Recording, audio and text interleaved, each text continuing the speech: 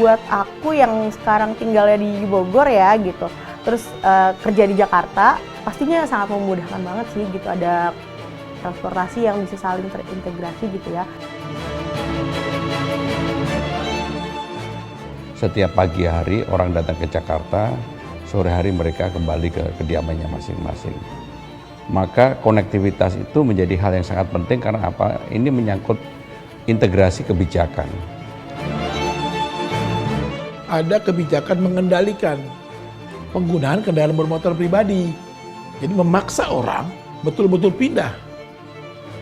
Ya, pindah menggunakan transportasi publik.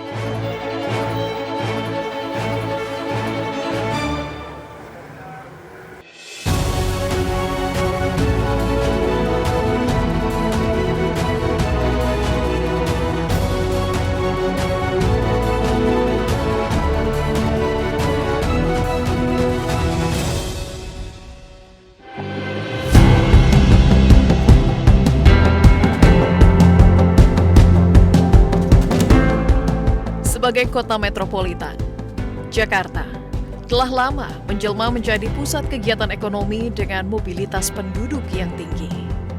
Setiap harinya, jutaan orang berpindah dari satu titik ke titik lainnya, membentuk denyut mobilitas yang begitu padat.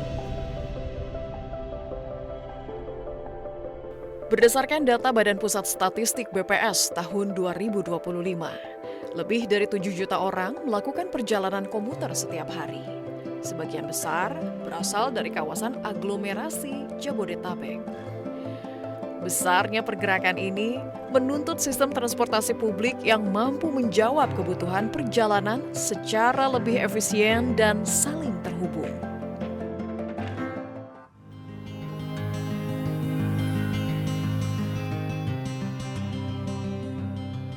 Oke, halo, aku Desi, umurku 35 tahun. Aku sekarang bekerja sebagai pegawai swasta di Jakarta. Tinggalnya di Kabupaten Bogor. Bagi Desi, bepergian menggunakan transportasi umum menjadi rutinitas yang telah dijalani selama bertahun-tahun. Aku udah pakai transportasi umum dari aku kuliah kali ya, mulai aku kuliah di 2009 sampai sekarang. Tapi memang beda-beda, ganti-ganti tuh, dari naik kereta, terus naik dulu ada Metro Mini ya. Sekarang mostly aku naiknya KRL sama MRT gitu.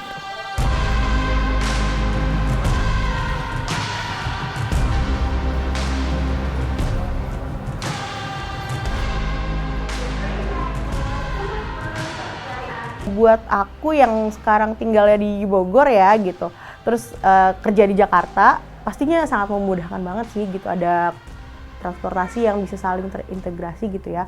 Karena kalau misalnya kita dari Bogor ke Jakarta itu kan lumayan jauh gitu, tapi kalau ada transportasi yang bisa terintegrasi, terus juga lebih efisien, lebih murah, lebih terjangkau gitu, itu sangat membantu sih buat kita yang tinggalnya di suburban kayak gini gitu.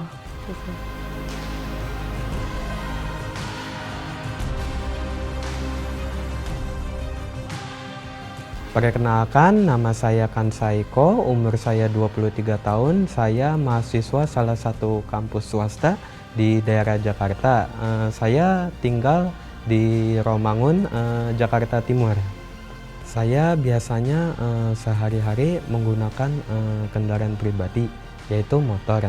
Tapi kali ini saya habis main dari rumah saudara saya, yaitu di daerah Bekasi, Jawa Barat.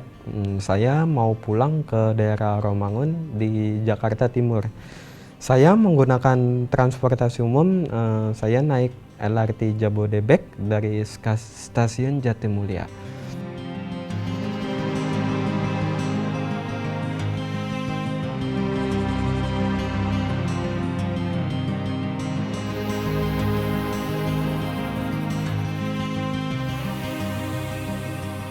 Tadi durasi perjalanan sekitar 35 menit, kemudian saya turun di stasiun LRT Cikoko Untuk transit melanjutkan perjalanan menggunakan moda Transjakarta dari halte Cikoko, rute 4K itu ke Kejaksaan Agung Pulau Gadung.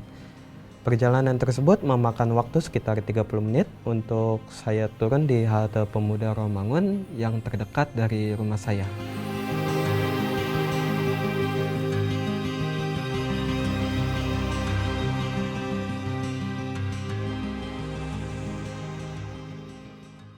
Jujur ya, ini adalah pertama kalinya saya naik LRT Jabodebek. Kalau Transjakarta kan udah pernah ya. Untuk pengalaman naik LRT Jabodebek ini nyaman keretanya, terus tepat waktu juga. Terus juga papan informasinya itu sangat berguna ya bagi saya yang baru pertama kali menggunakan LRT Jabodebek. Terus juga dari sistem atau mode transit perpindahan saya tuh dari LRT terus lanjut naik Transjakarta gampang banget ya tadi. Terus satu titik itu bisa berpindah ke mode lainnya. Pengalaman para pengguna ini mencerminkan bagaimana sistem transportasi Jakarta terus dibangun dan diperkuat melalui berbagai kebijakan. Penduduk Jakarta ini 11 juta, data statistik yang terakhir. Dan sekarang ini hampir 4,5 sampai dengan 5 juta. Setiap pagi hari orang datang ke Jakarta, sore hari mereka kembali ke kediamannya masing-masing. Maka konektivitas itu menjadi hal yang sangat penting karena apa? Ini menyangkut integrasi kebijakan. Saya adalah gubernur yang pertama kali yang kemudian membuat Trans Jabodetabek. Kenapa saya lakukan itu? Karena saya berpikir bahwa untuk mengurangi kemacetan salah satu faktor adalah merubah habit atau keseharian penduduk yang akan datang ke Jakarta dari menggunakan kendaraan pribadi menjadi menggunakan transportasi umum. Di sisi lain, penguatan sistem transportasi ini masih memerlukan penyempurnaan dan perlu diperluas agar tidak berhenti pada integrasi antar moda semata. Kolaborasi lintas operator dan pemangku kepentingan, mulai dari pengembang kawasan, pihak swasta, hingga wilayah penyangga di sekitar Jakarta, menjadi kunci agar sistem ini dapat berjalan lebih optimal. Jadi saya mau katakan adalah integrasi dari sistem layanan transportasi publik yang ada di Jakarta ini belum sempurna nih, ya. Kalau secara fisik kan sudah ketemu, ya, sudah connecting ya, udah terkoneksi secara fisik.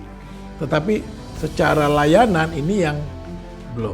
Supaya terintegrasi dengan baik, ini yang miliknya pemerintah pusat nih, KRL Jabodetabek dengan LRT Jabodebek, dia harusnya mengabdi kepada skenario sistem yang dibangun oleh Pemprov DKI Jakarta. Dia bagian dari situ harusnya, ya, dan bergabung secara integratif dengan 3 moda yang miliknya Pemprov DKI Jakarta, yakni LRT Jakarta, MRT Jakarta dengan Transjakarta. Ini harusnya, jangan jalan sendiri-sendiri pelayanannya. Meski belum sempurna, sistem transportasi di kawasan aglomerasi Jabodetabek saat ini telah mengantarkan jutaan orang dalam menjalani aktivitas sehari-hari. Berbagai moda transportasi kini hadir dalam satu sistem yang saling melengkapi, menghadirkan perjalanan yang lebih ringkas dan efisien. Upaya ini menjadi dasar dalam membangun konektivitas antar moda yang semakin kuat sebagai fondasi sistem transportasi Jakarta yang terintegrasi.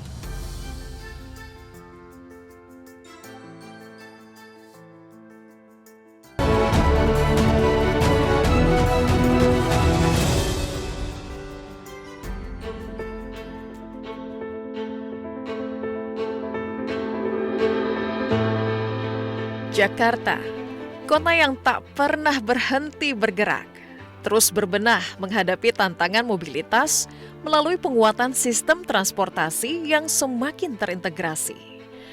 Upaya ini menjadi bekal bagi masyarakat untuk menjalani mobilitas tinggi dengan lebih nyaman dan efisien.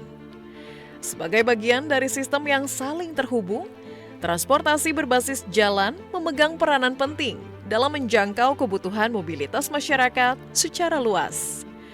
Transjakarta hadir sebagai tulang punggung yang tidak hanya menghubungkan berbagai wilayah, tetapi juga mengintegrasikan beragam moda dalam satu jaringan perjalanan. Itu nanti akan ada langsung pop up.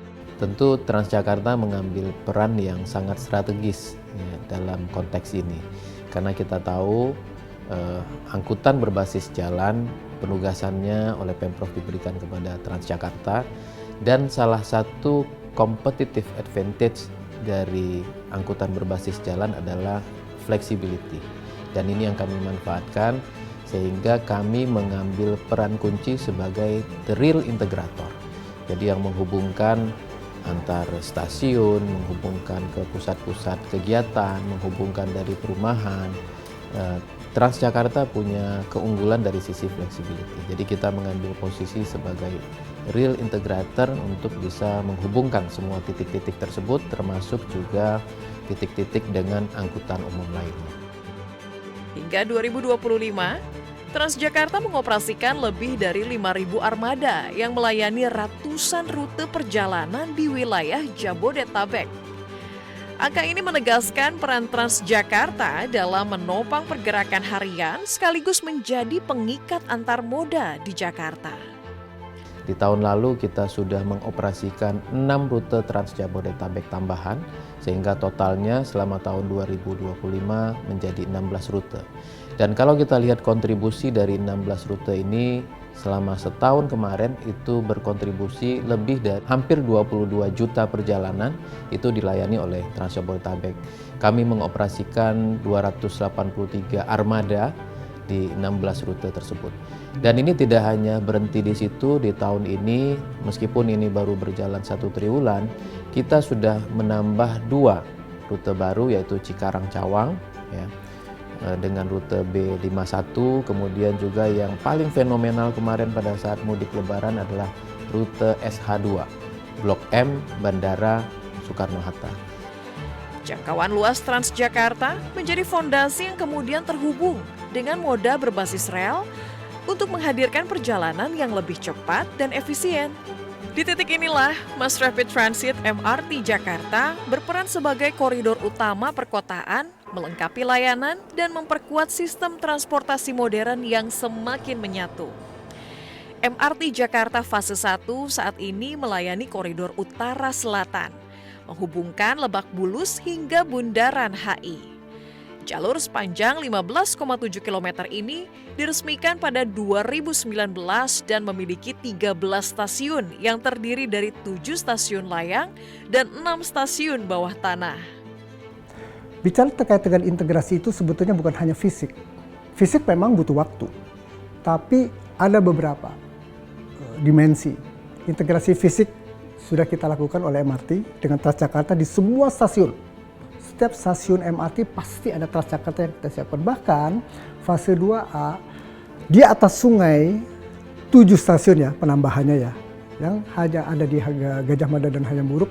Halte Transjakartanya kita bangun, kita sediakan. Tanpa orang keluar dari MRT, dia langsung masuk ke Transjakarta di posisi itu. Kemudian upaya yang lain adalah terkoneksi dengan feeder tadi, kemudian upaya berikutnya adalah terkoneksi dengan building dan public space, seperti yang ada di Blok M. Blok M, Taman Literasi dan sebagainya yang kita lakukan. Itu upaya maksimal yang kami lakukan, MRT lakukan untuk dalam rangka melakukan integrasi, menuju integrasi sempurna.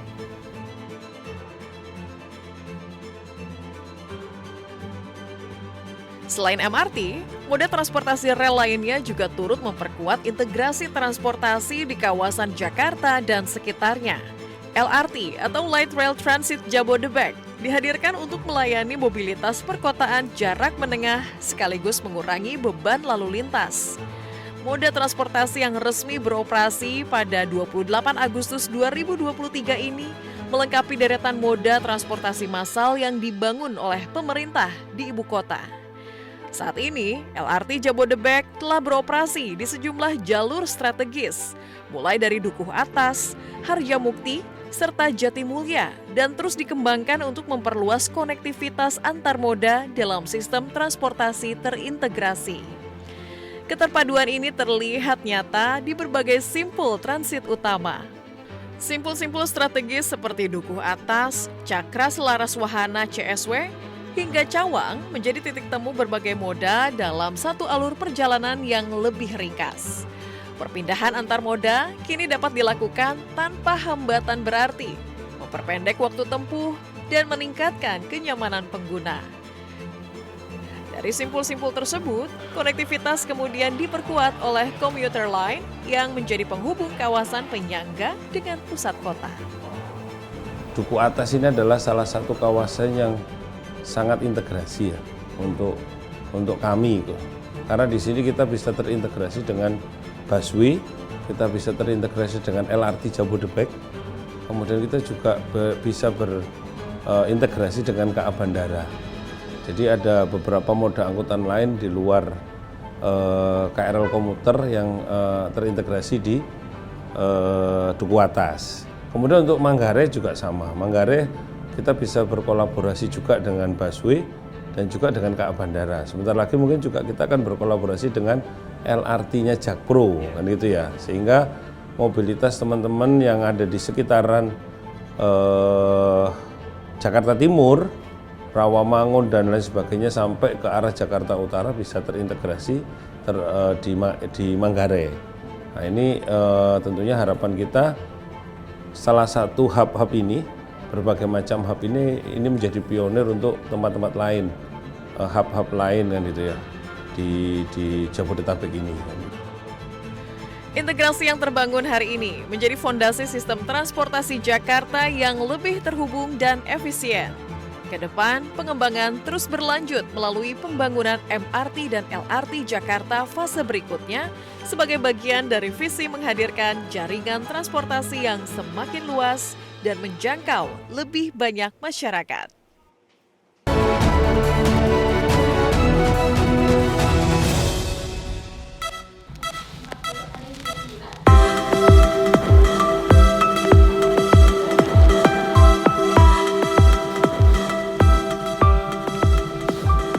Pengembangan transportasi massal di Jakarta terus berlanjut untuk mewujudkan sistem yang lebih menyatu dan saling melengkapi.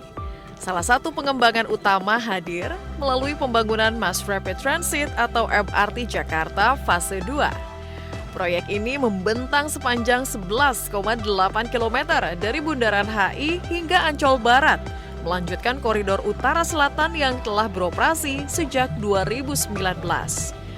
Pembangunan ini menjadi bagian dari proyek strategis nasional PSN sekaligus menandai komitmen pemerintah dalam memperkuat sistem transportasi berbasis rel.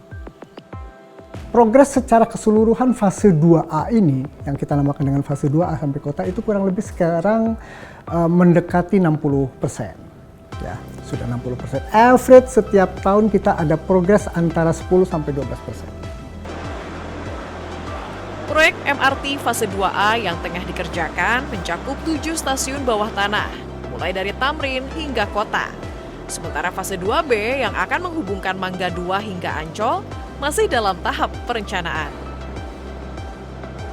Sementara pada tahun yang bersamaan, sekarang ini kita sedang melakukan upaya bidding untuk pembangunan East West Line, yaitu Page 1 Stage 1 dari Medan Satria sampai dengan Tomang 24,5 km dan dilanjutkan nanti dengan Page 1 Stage 2 dari Tomang ke arah Kembangan 10 km lagi. Peran dari pembangunan MRT fase 2A khususnya yang sampai dengan kota itu punya nilai yang cukup strategis di kita. Satu kos, yang kedua waktu.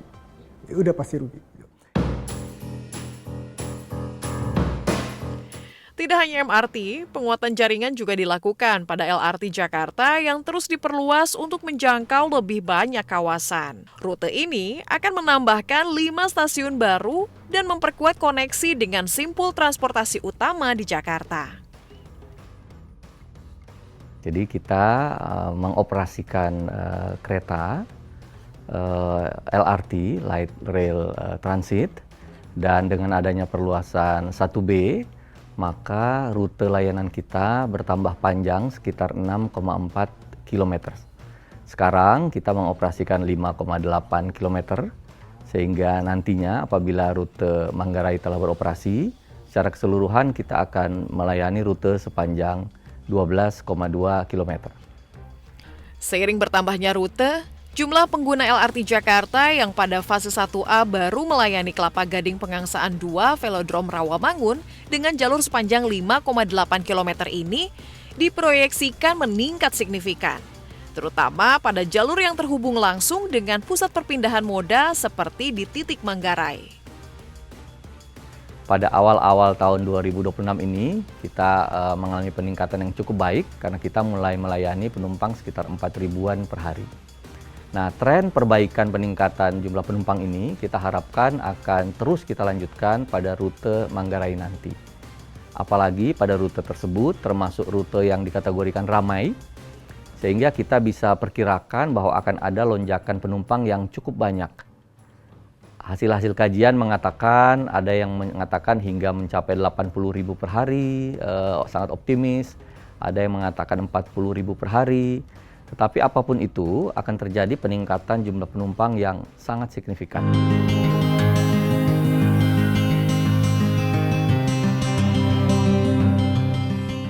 Proyeksi tersebut sejalan dengan arah pembangunan LRT Jakarta yang menempatkan integrasi antar moda sebagai fokus utama untuk meningkatkan kualitas layanan dan kemudahan mobilitas masyarakat.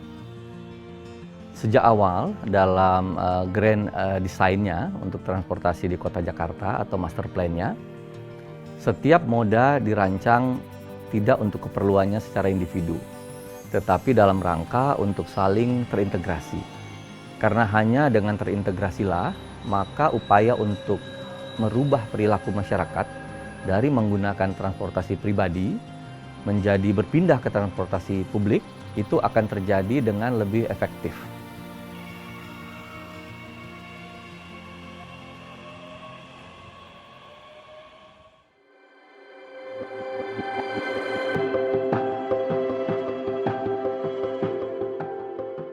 Seiring berbagai pengembangan yang terus berlangsung, integrasi tidak hanya berbicara mengenai infrastruktur, tetapi juga bagaimana seluruh sistem dapat berjalan selaras. Diperlukan kebijakan yang mampu mendorong perubahan perilaku masyarakat secara lebih luas.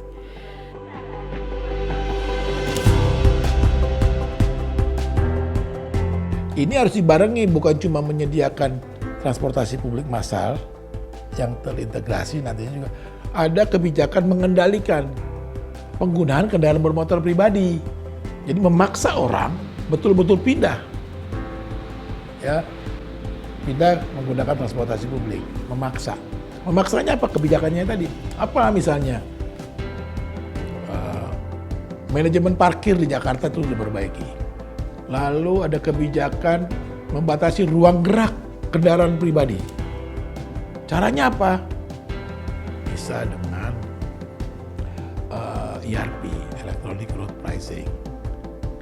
Ya, ada juga penegakan aturan lalu lintas secara elektronik atau ETLE, Electronic Traffic Law Enforcement. Kendaraan tuh kalau emisi gas buangnya jelek, dia nggak bisa ke tengah kota. Dia hanya bisa bergerak di pinggir kota. Kalau sedang, dia sampai di tengah. Kalau dia bagus emisi gas buang kendaraan pribadinya atau kendaraan yang lainnya, dia bisa sampai ke tengah kota bergeraknya. Ada macam-macam. Itu dikenal dengan pendekatan sistem transport demand management atau TDM. Jakarta tidak hanya membangun jalur dan layanan, tetapi juga membentuk cara baru dalam bergerak, menuju kota yang lebih inklusif, terintegrasi, dan nyaman bagi semua.